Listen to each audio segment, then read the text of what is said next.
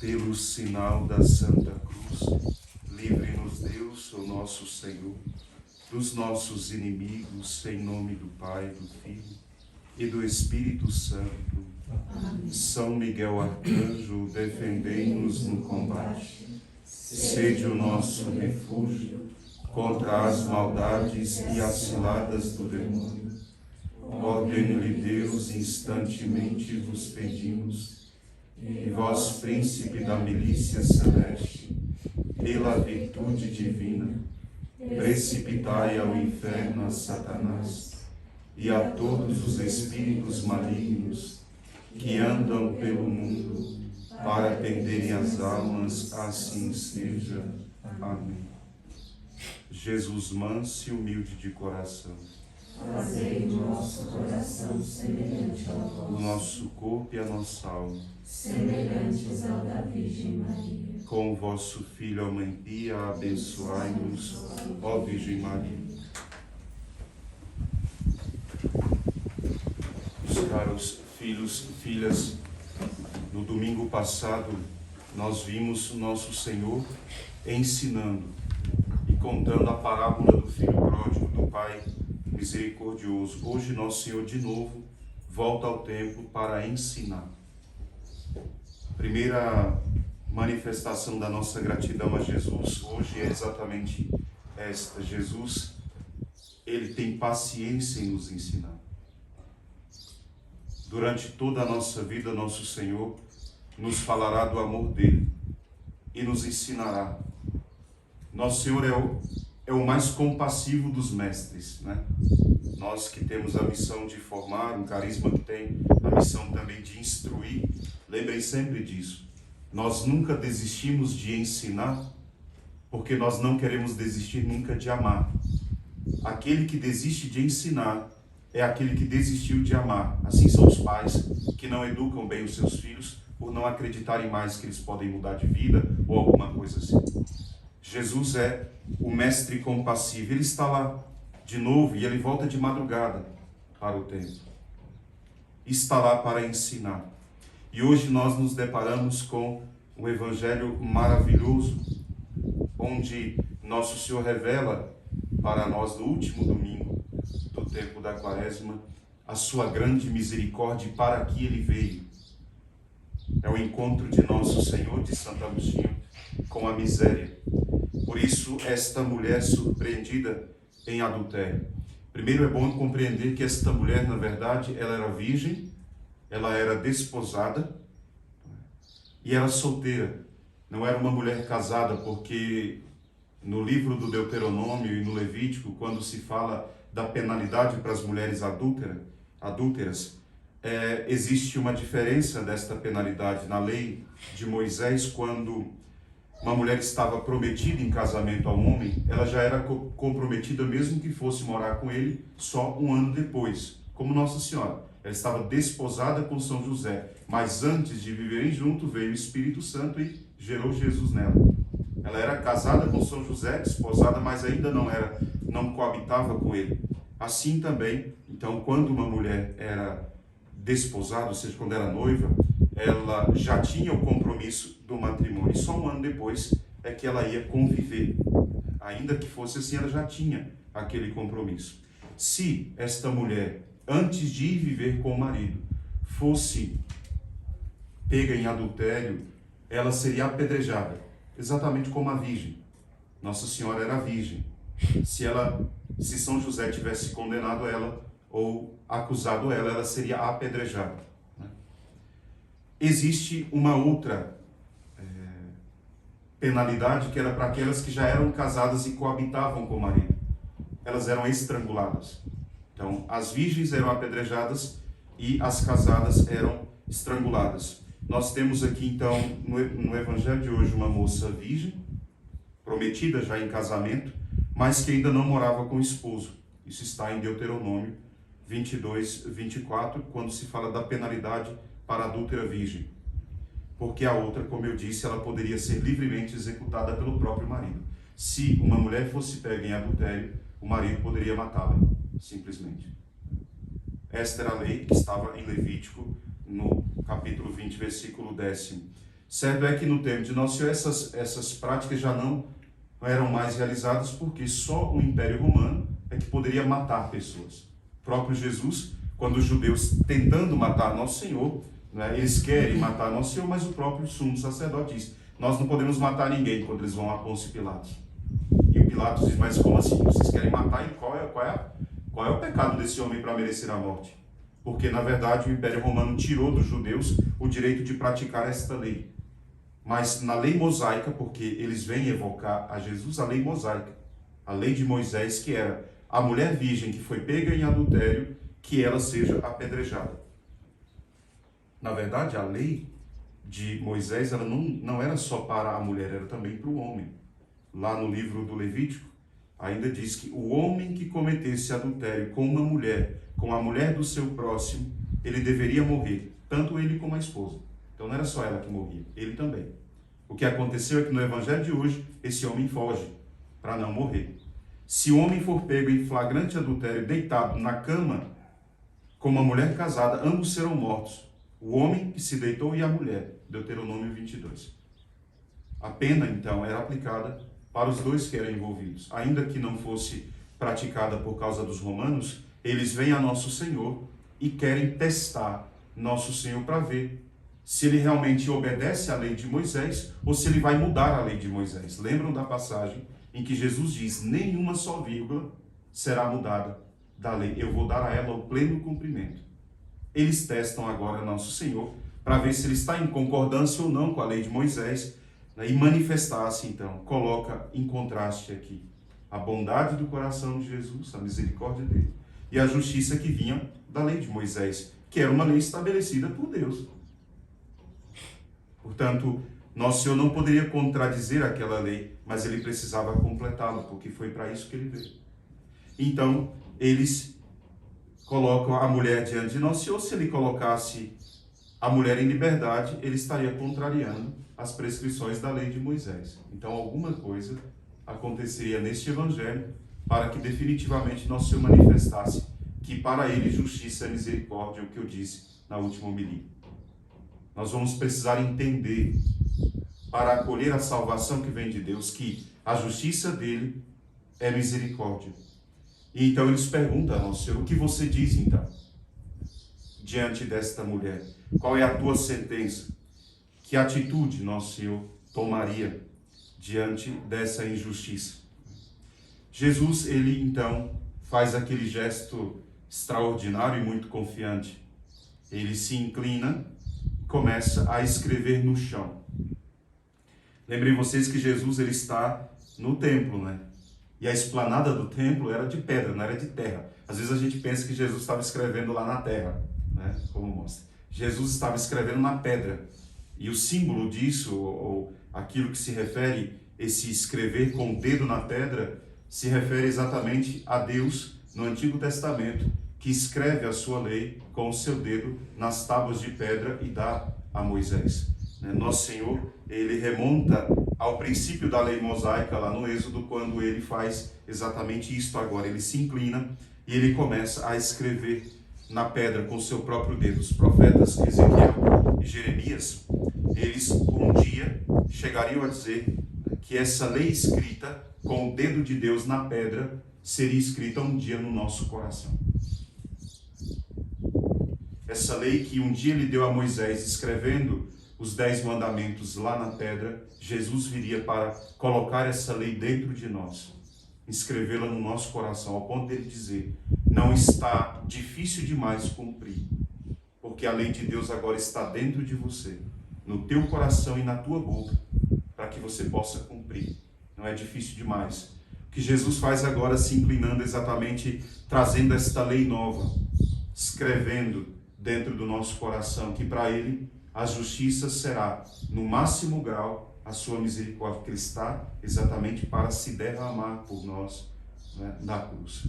Portanto, nosso Senhor, desse modo, Ele coloca no nosso coração uma nova lei. Nós sabemos que o coração é o ponto de onde partem todas as coisas. É o nosso coração que determina todas as nossas ações. Jesus diz isso no Evangelho, quando ele diz que é do coração do homem que brotaram todas as maledicências, os assassínios, os roubos, a perversidade, a impureza. É lá do coração do homem, e é lá que nosso Senhor quer escrever a lei dele. Então Jesus faz isso em silêncio, ele se inclina por terra, escreve no chão de pedra do templo e em silêncio. E os homens estão lá esperando uma resposta. Jesus, então, Santo Agostinho diz que Jesus toma um gesto de legislador aqui. Escreveu, e eu cito Santo Agostinho, ele diz, escreveu sua lei com o dedo nas tábuas da pedra, que agora é o nosso próprio coração, porque o coração daqueles homens endurecidos, daqueles judeus que trouxeram a mulher, endurecidos pelas suas leis mundanas e pelo seu próprio pecado, nosso Senhor quer penetrar o coração deles. E depois nós veremos que Jesus não está ali para condená-los também. Nosso Senhor está ali para tentar colocar no coração deles qual é a lei que ele veio renovar, estabelecer. Padre da igreja chamado Alcuino, ele diz, por terra se deve entender o coração humano que dá o seu fruto por meio de ações más ou boas. Com o dedo que é flexível em suas articulações, se expressa a sutileza do discernimento. Nos dá a conhecer nisso que quando vemos uma ação má no nosso próximo, nós não deveríamos condená-lo imediatamente.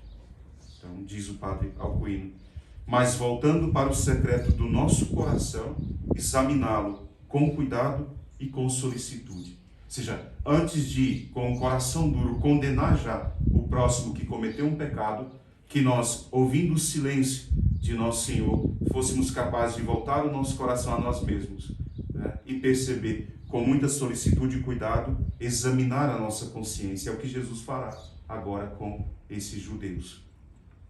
São Beda, que é outro padre da igreja maravilhoso, ele diz que, pelo que diz a história, ao escrever com o dedo, não é? Nosso Senhor, sem dúvida, quis dar a entender que num outro tempo ele havia escrito numa lei de pedra. Então, é um gesto muito significativo o que Nosso Senhor faz agora. Depois, continua São Beda, não disse que não fosse apedrejada. Nosso Senhor não disse que não a apedrejasse. Porque a lei de Moisés dizia que se uma virgem fosse pega em adultério, flagrante adultério, ela seria apedrejada. Nosso Senhor não disse que ela não deveria ser apedrejada, para que não parecesse que faltava contra a lei de Moisés. Tampouco disse que fosse apedrejada. Nosso Senhor também não disse que apedrejasse. Porque havia vindo exatamente não para perder os homens, mas para salvá-los. Ele veio para buscar aquela que estava perdida. Se Nosso Senhor concordasse com eles, Nosso Senhor contrariava a própria encarnação de São Beda. Porque a encarnação dele foi para salvar a todos, alcançar o coração de todos, mesmo os mais endurecidos. E essa, São Beda diz, é a voz da verdadeira justiça. A encarnação do Verbo. Seja castigada a pecadora, porém, não pelos pecados. Cumpre-se a lei, porém não por meio da mesma que os violam. Ou seja, os judeus queriam que se cumprisse a lei contra um pecador, mas eles próprios eram pecadores. Então Jesus se levanta da terra, não é? E convida a eles entrarem dentro de si com esta pergunta. E aqui Jesus, ele é muito delicado. Como eu disse, Jesus não vem para destruir ninguém. A palavra é muito clara. Ele veio para salvar a todos. Só se condena quem quer ser condenado. E ele então se levanta, e com misericórdia ele diz também para aqueles que estavam cegos pela soberba, porque eram pessoas grandes que conheciam a lei, que que estavam testando Jesus, o orgulho que eles tinham. Jesus é delicado, não expõe os pecados daquela mulher diante de ninguém.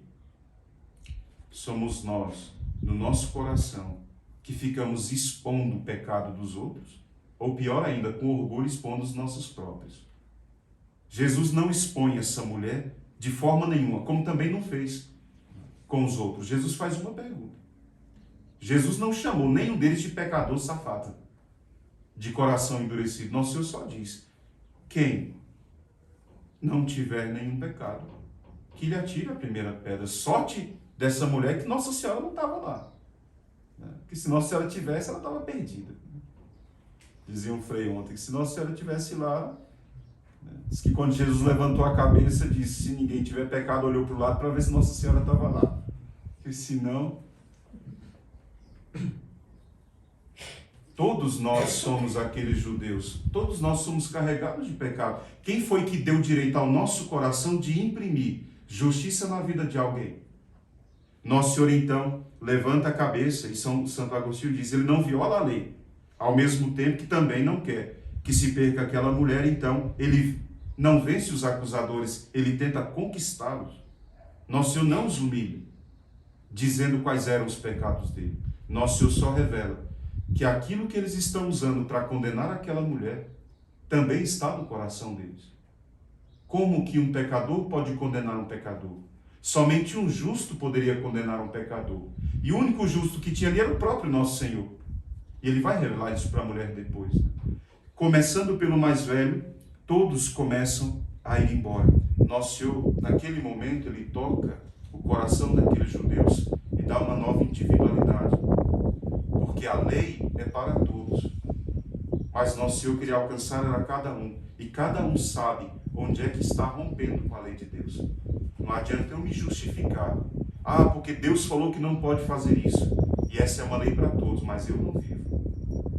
Nosso Senhor dá ao coração deles uma possibilidade. Nosso Senhor ama o coração desses homens também, rígidos que eram. Nosso Senhor também os ama, não menos, diz Santo Agostinho, do que ele amava o coração daquela mulher. Nosso Senhor queria salvar também os judeus. Como Nosso Senhor queria salvá-los? Ensinando. É um dos modos, chama-se obra de caridade, obra de misericórdia espiritual. Ensinar os ignorantes. Nosso carisma passa por ali. Ensinar aqueles que não conhecem. E para fazer isso, Jesus faz com doçura. Ele faz com caridade, porque a ignorância repleta de humildade é uma porta para a salvação.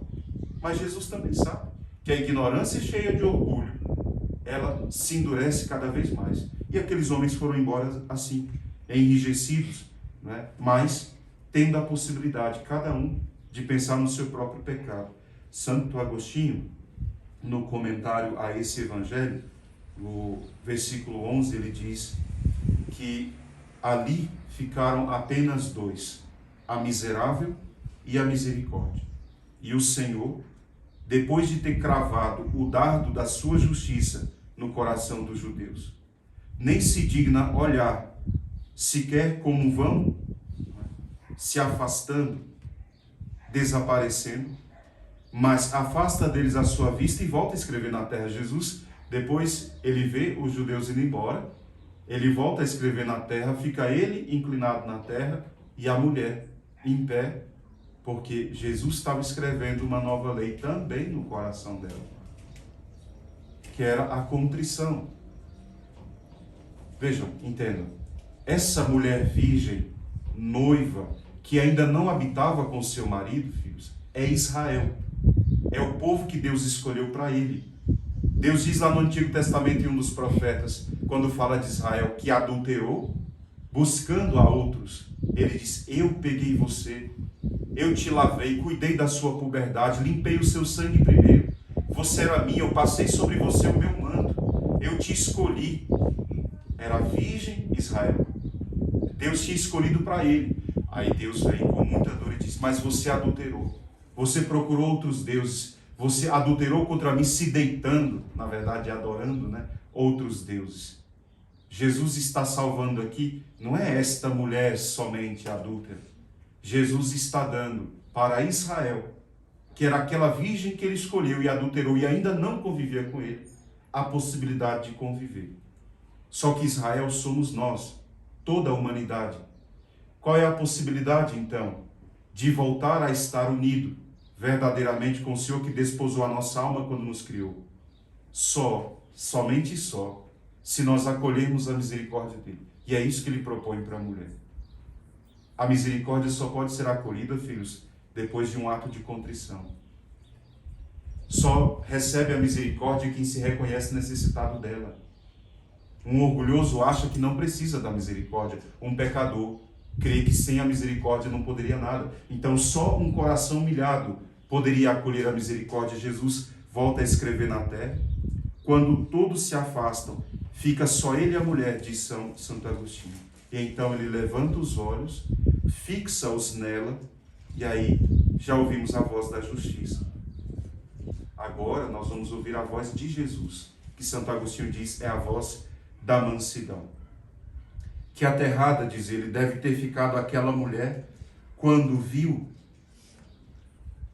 dizer ao Senhor: aquele de vós que estiver sem pecado, que atire a primeira pedra. Santo Agostinho diz, quando a mulher ouviu Jesus dizer isso, né, ela ficou desesperada, porque ela pensou que morreria apedrejada. Então ele diz, como deve ter ficado aterrado o coração dela quando ouviu Jesus dizer aquilo, porque temia ser castigada por aquele em que não podia achar-se pecado algum, mas aquele que tinha afastado de si os seus inimigos com a palavra da justiça. Quem tiver atire a primeira pedra, quem não tiver pecado, seja Jesus. Olhando-a com olhos de misericórdia, pergunta-lhe: ninguém te condenou? Responde ela: ninguém, Senhor. E ele diz: nem eu te condeno. Eu próprio, de quem talvez tenhas temido ser castigado, porque em mim não achaste pecado nenhum, também eu não te condeno. Santo Agostinho conclui dizendo: Senhor, o que é isto? Favoreces tu os pecadores? Então, aquela mulher era virgem, estava casada com alguém, não vivia com ele, foi pega em adultério, a lei de Moisés mandava apedrejar, Jesus salva a mulher do apedrejamento. Santo Agostinho disse: mas o que é isso? O Senhor está salvando os pecadores? Claro que não. Vê o que se segue. E aí então Jesus completa, né? Vai e desde agora não peques mais. Portanto, ele conclui, o Senhor deu a sentença de condenação contra o pecado, mas não deu contra a mulher, dando a ela a possibilidade de recomeçar. E aqui, claro, não é difícil a gente imaginar a alegria do coração daquela mulher, de sentir-se alcançada por nosso Senhor. Pensem vocês, filho, na alma manchada pelo pecado e pela humilhação que ela foi submetida, porque ela foi colocada em público, né? Opera-se uma mudança profunda, né, pela luz da fé no coração daquela mulher, e cumpre-se as palavras da primeira leitura hoje de Isaías, quando nosso Senhor diz, né, não relembreis os pecados do passado, não olheis os fatos antigos, e eis que eu farei novas todas as coisas, né? Nosso Senhor dá àquela mulher a graça, né, de recomeçar. Eu falei que o homem que estava com ela fugiu, certamente por medo do pecado. E a humilhação que aquela mulher passou diante de toda aquela multidão, nós não sabemos se o marido com quem essa mulher estava desposada aceitou essa mulher. Porque, na verdade, eu acho que o marido era Jesus. E ele aceitou. Se essa mulher é a Santa Maria Madalena, como muitos dizem, né, que teria sido ela pego em flagrante adultério, se fosse ela, o esposo eterno depois da Santa Maria Madalena foi Jesus. Mas se não fosse Santa Maria Madalena e fosse uma outra mulher, eu não sei se o marido dela teria aceitado trazê-la de volta para casa. Agora, uma coisa eu sei: Jesus foi para sempre, por todo sempre, para esta mulher, o verdadeiro amor, o único amor. Pensem vocês que uma moça virgem, que já estava desposada, foi seduzida por algum espertalhão, né, com promessas de amor. Se ela buscava o amor, ela o acabou de encontrar agora no Evangelho. Jesus é esse amor. Por isso Santo Agostinho diz que ali era o médico em face do doente, a miséria em face da misericórdia. Isso é muito daquilo que o nosso coração deseja pregar. Levar as pessoas a este encontro. O nosso único dever é pegar esta mulher e colocar diante de nosso Senhor, não como os judeus fizeram. Porque se fosse assim, não seria o carisma. Mas suplicar a Deus para que essa mulher, sendo colocada diante dele, o encontre como ele quer ser encontrado. Porque a justiça não precisa vir da boca dos judeus, ela vem da boca do demônio e da nossa própria carne que nos condena. Muitas pessoas não encontram a misericórdia de Deus porque antes mesmo de ter a possibilidade de vê-lo, se sentem condenadas por si mesmo, pelo demônio ou pelo mundo mesmo. A nossa missão é ir atrás desses pecadores e dizer a eles que existe uma outra justiça que pode ser aplicada, que é a misericórdia de nosso Senhor. E aqui nós podemos dizer, esta mulher do Evangelho de hoje conheceu o amor verdadeiro. Se ela procurava o amor em uma outra pessoa que não era o próprio marido, então também nem o marido ela amava. Ela não era capaz de amar nada e nenhum compromisso com ninguém. Mas com nosso Senhor agora, tendo restabelecido o que é o amor de verdade no coração dela, não vai importar mais o quanto o marido vai amar ou o quanto o amante, o adúltero vai amar. O amor que sustenta, nós sabemos bem, não é o do nosso marido ou da nossa esposa. O amor que nos sustenta é o de Deus. O do marido e da nossa esposa tem exatamente o limite determinado por Deus. É para ser um companheiro desta vida. Não é nem um companheiro da eternidade. Ninguém pensa que no céu vai viver na mesma casa que o marido ou que a esposa e vão ficar se completando uma a outra. No céu só Deus é tudo em todos. Só Deus é o sol que ilumina a todos e aquece a todos. E o amor que ama a todos. Portanto, nosso Senhor queria dizer ao nosso coração hoje que somos esse povo que ele elegeu e pecou se afastando dele, que é possível voltar a ele. São João diz na primeira carta dele, se o coração nos condena, Deus é maior que o nosso coração. Que nós precisaremos exatamente encontrar os pecadores, que somos nós, colocarmos esses pecadores diante do amor. Santo Agostinho conclui dizendo, é mais fácil que Deus tenha contido a sua ira do que a sua misericórdia. Portanto, nosso Senhor a derramou toda. Por isso São Padre Pio dizia que o teu pecado seja o trono, que a tua miséria seja o trono da misericórdia de Deus, que ele se sente sobre ela, né, e reine sobre ela. Que nosso Senhor se sente sobre as nossas misérias e reine sobre elas, sendo o governante do nosso coração. Era o que ele queria para a mulher do Evangelho, é o que ele quer para nós quando nos ensina. São Paulo nos ensina fortemente isso e diz, por isso, esquecendo o que fica para trás, porque eu já fui um perseguidor dos cristãos e prendia e arrastava eles, né, para as cadeias, talvez até para a morte, e vi Santo Estevão ser apedrejado e concordei com aquilo, ou seja, esquecendo as minhas misérias mais profundas, eu olho para a frente e corro em direção à meta, porque ele foi alcançado pela misericórdia. Só quem é alcançado pela misericórdia pode ter esperança de uma vida santa ou do perdão de Deus. Que nosso Senhor nos dê a graça deste último domingo da Quaresma, viver ainda nos preparando com fervor para a celebração da Semana Santa. Louvado seja nosso Senhor Jesus Cristo.